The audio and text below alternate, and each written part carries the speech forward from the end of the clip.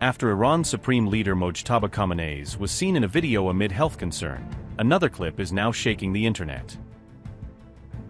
An old recording shows Iran's slain security chief, Ali Larijani, praying inside the Kremlin, sparking fresh speculation.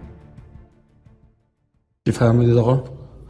گفتم چون جناب عالی در کرملین تشریف دارید ثواب داره نماز بخونید. As Tehran releases its own proof-of-life video for Mojtaba, a haunting footage from Russia added a new twist to Iran's unfolding power mystery. After Iran recently released the first official video appearance of its new supreme leader, another clip has begun circulating widely online, rapidly drawing public attention. This resurfaced footage shows Iran's late security chief, Ali Larijani, performing prayers inside the Kremlin, in what appears to be a formal diplomatic setting. The old video gained renewed visibility after Israel officially declared that Larijani had been killed in its March 17th airstrike on Iranian targets. فرمودید آقا؟ گفتم چون جناب عالی در کرملین تشریف دارید ثواب داره نماز بخونید. آره نماز اول وقت بشه خون که خوبه. به پیش نمازی حضرت عالی دیگه آقای دکتر. ما که معلوم نیست اعمالمون چیه. The timing coincided with Tehran's release of a new, undated video featuring Mojtaba Khamenei, who has now assumed the position of Iran's supreme leader. The new footage comes amid widespread social media debate and speculation over Mojtaba Khamenei's health, following the joint Israel-US strikes across Iran. In an attempt to quiet rumors, Iranian state broadcaster IRIB published a video showing Mojtaba conducting a religious science teaching session, aimed at reaffirming his active presence in Tehran. Earlier reports circulating online had claimed that Mojtaba Khamenei fled Iran and was supposedly undergoing medical treatment in Russia, fueling uncertainty about the leadership transition. However, Iran's ambassador to Russia, Kazem Jalali, publicly dismissed these claims, stating they were baseless rumors designed to create confusion. Notably, similar social media rumors had also spread about Israeli Prime Minister Benjamin Netanyahu, falsely claiming he had died in recent attacks. To dispel the speculation, Netanyahu appeared before reporters on March 19th, holding a press conference as visible proof of his well-being and ongoing leadership. During that briefing, Netanyahu maintained that it was too early to discuss any form of regime change in Iran, emphasizing that the situation remained highly fluid. Just the beginning. The death cult in Iran is trying to blackmail the world by closing a key international maritime route, the Straits of Hormuz. It won't work. Israel is helping in its own way, and intel and other means, the American effort to open the Straits of Hormuz, rather. But I want to ask you to imagine how the Ayatollah regime would be able to blackmail the entire world if they had ballistic missiles with nuclear warheads. Just imagine what they would do. Look at what they're doing now and imagine what they would do if they had ballistic missiles, international range ballistic missiles, and nuclear-tipped warheads. Just imagine what a great threat that would be. So today, Israel and the United States are protecting America, Israel, the entire Middle East, but I venture to say the entire world. Despite the fake news that is unfortunately being spread since the start of the war 20 days ago, we are winning and Iran is being decimated. Iran's missile and drone arsenal is being massively degraded and will be destroyed. Hundreds of their launchers have been destroyed. Their stockpiles of missiles are being hit hard, and so are the industries that produce them.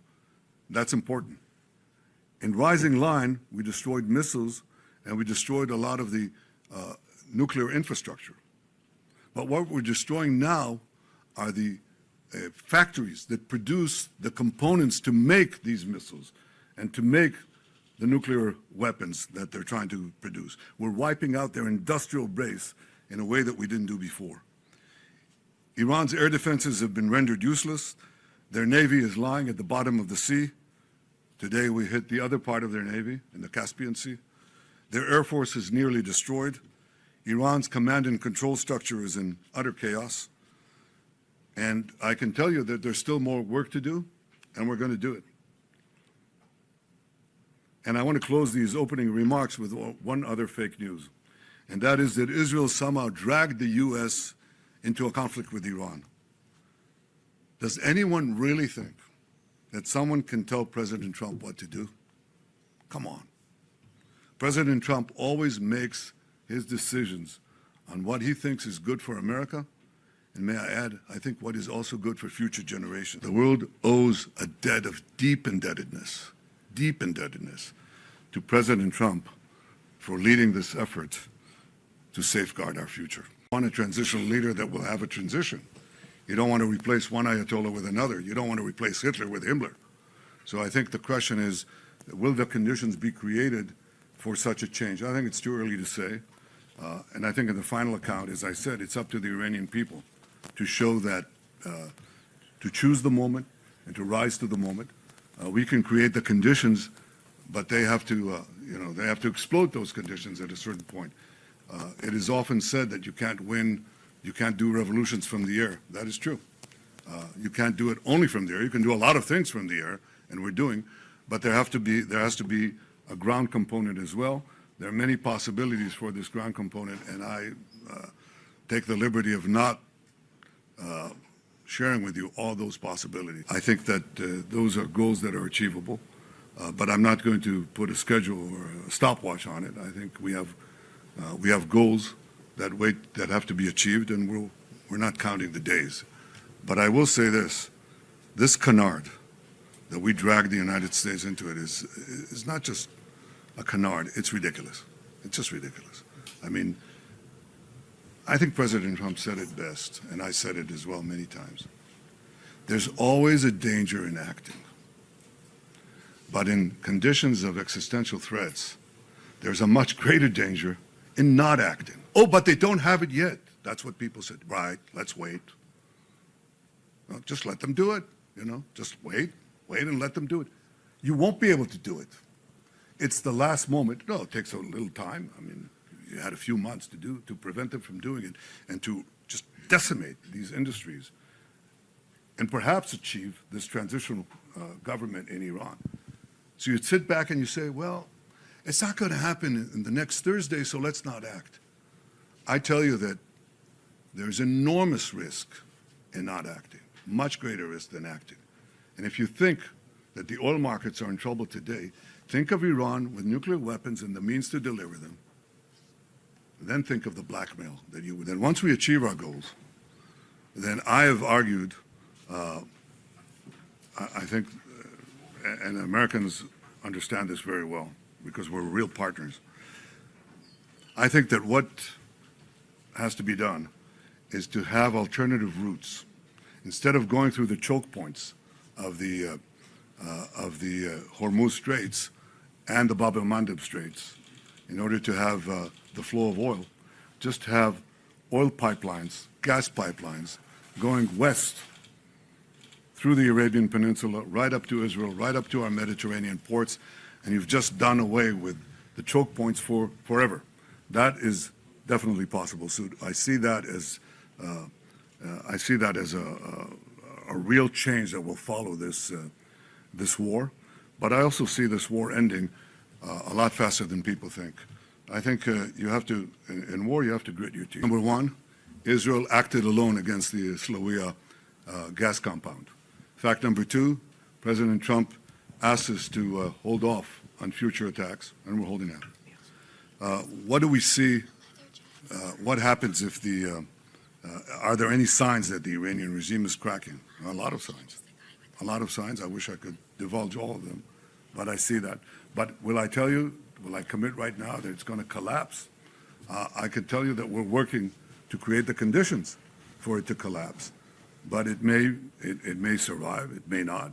If it survives, it'll be a lot weaker. There's no comparison. It'll be at its weakest point, shorn of industries that it built over decades, death industries, shorn of many other capabilities that they have, and equipped with the experience, with the knowledge that if they try it again, they'll be hit again even harder. I'm not sure who's running Iran right now. Mojtaba, the replacement Ayatollah, has not shown his face. Have you seen him? We haven't. And we can't vouch exactly what is happening there. There is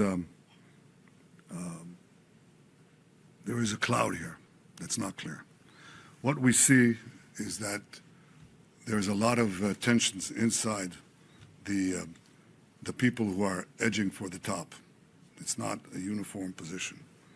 You see that sometimes with the contradictory orders that are given. You know, they do one thing and then they withdraw it and so on. I think it's important that they know that if they think they're going to target the world, target the President of the United States and so on, they themselves are being targeted. That creates a lot of uncertainty. We've found that that can have an effect. The removal of Nasrallah has never been really been replaced, because some people are not replaceable. I think the authority and the hold that Khamenei has had is not going to be translated to anyone, not to Mojtaba if he's there, and not to anyone else. But I think this is part of the effort to crack the regime. It's not going to happen in one day. We're 20 days into this war. Yes, we're seeing cracks. We're seeing cracks, and we're trying to propagate them as fast as we can. He's the leader. I'm, his ally. America is the leader. Israel is, as the National Security Memorandum described us, I think a month ago, 6 weeks ago, I think, something like that. They called Israel the model ally. That's how they call it, the model ally. It's not a superpower, but America is seeking around the world, and you hear it from the speeches of President Trump and others in the administration. They say, where are you? We've helped you all these years. Where are you when we're doing something that is as important, at least as important for you as it is important for us?